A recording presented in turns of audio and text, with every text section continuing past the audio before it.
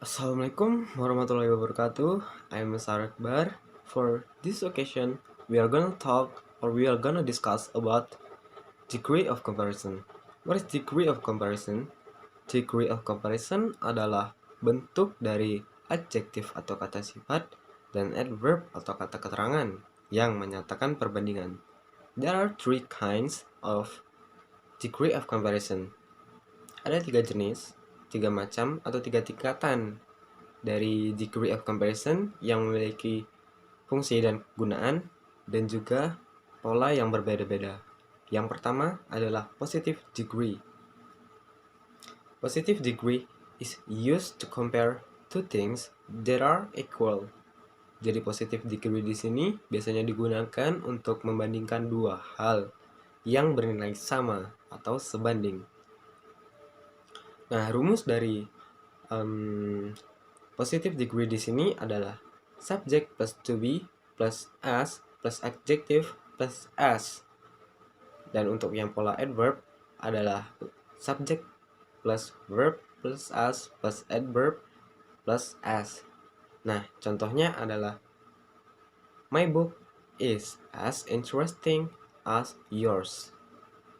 My book sebagai subjeknya di sini, is sebagai to be-nya, dan interesting sebagai kata adjektifnya atau kata sifatnya, sehingga jika diartikan akan menjadi buku saya sama menariknya dengan buku kamu, as yours.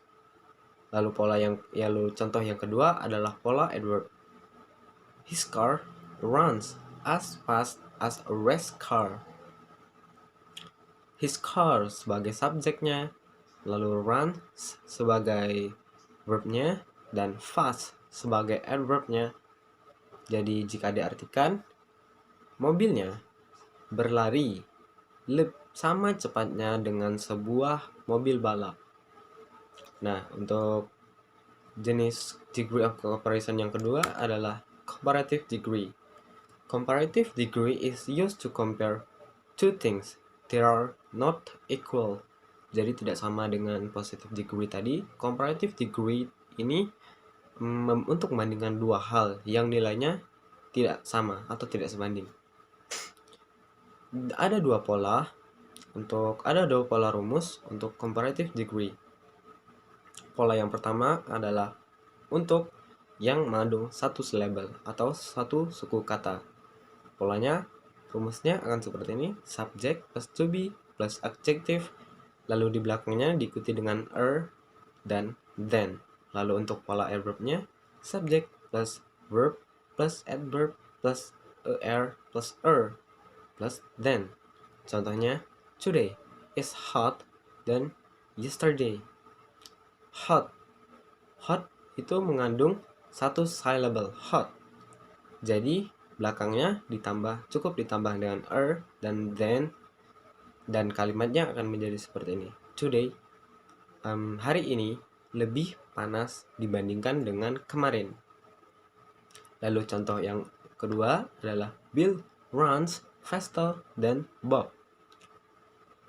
Bill di sini sebagai subjeknya, runs sebagai verb, dan faster berasal dari kata fast. Fast hanya memiliki satu syllable, jadi belakangnya cukup ditambahkan dengan dan then. Maka kalimatnya akan jadi seperti ini: Bill berlari lebih cepat dibandingkan dengan Bob. Lalu untuk pola rumus yang kedua adalah untuk adjektif atau adverbnya yang memiliki dua atau lebih syllables. Rumusnya akan seperti ini: subject plus to be plus more plus adjective plus then. Lalu untuk adverbnya akan seperti ini: subject plus verb plus more plus adverb, dan diikuti dengan then. Contohnya adalah, this red dress is more comfortable than the white.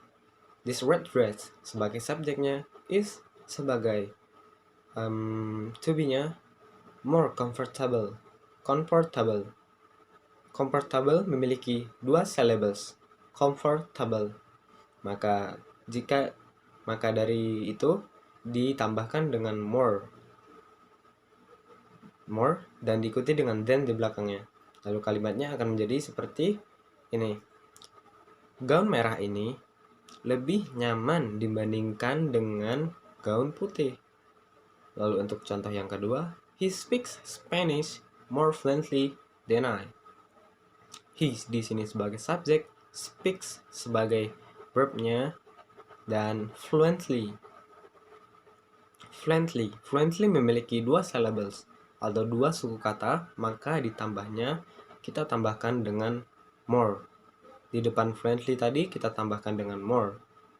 Sehingga jika diartikan kalimatnya akan menjadi dia berbicara bahasa Spanyol more fluently than I. Lebih lancar atau lebih leluasa dibandingkan dengan saya.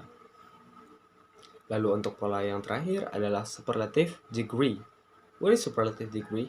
Superlative degree is used to compare one thing with two or more other things. Jadi, jika comparative degree tadi hanya membandingkan dengan dua hal, superlative degree di sini membandingkannya dengan dua atau lebih banyak hal. Namun sama halnya dengan comparative degree, superlative degree di sini juga memiliki dua pola rumus yang juga didasarkan dengan jumlah syllable-nya. Untuk pola yang pertama yaitu pola yang memiliki satu syllable atau satu suku kata.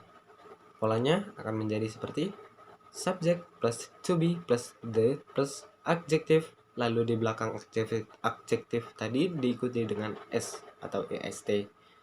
Dan untuk yang pola adverb, subject ditambah verb ditambah the tambah adverb dan juga ditambahkan dengan is atau est di belakang adverb tersebut. Contohnya, John is the tallest boy in the family. John di sini sebagai subjek, is sebagai to be, tall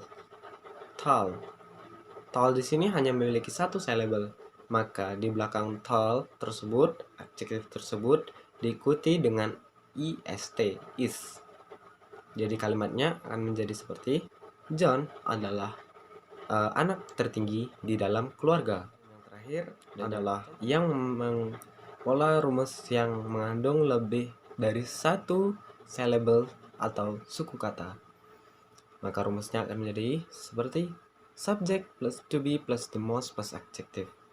Dan untuk yang adverbnya akan menjadi subject plus verb plus the most plus adverb. Contohnya, there was the most boring film I've ever seen. Di sini adjektifnya adalah boring. Boring di sini memiliki dua syllables. Jadi tinggal ditambahkan the most di depannya. Lalu kalimatnya jika diterjemahkan akan menjadi seperti ini. Itu adalah film yang paling membosankan yang pernah saya lihat. Okay guys, that's all from me. I hope you guys got the point. Assalamualaikum warahmatullahi wabarakatuh.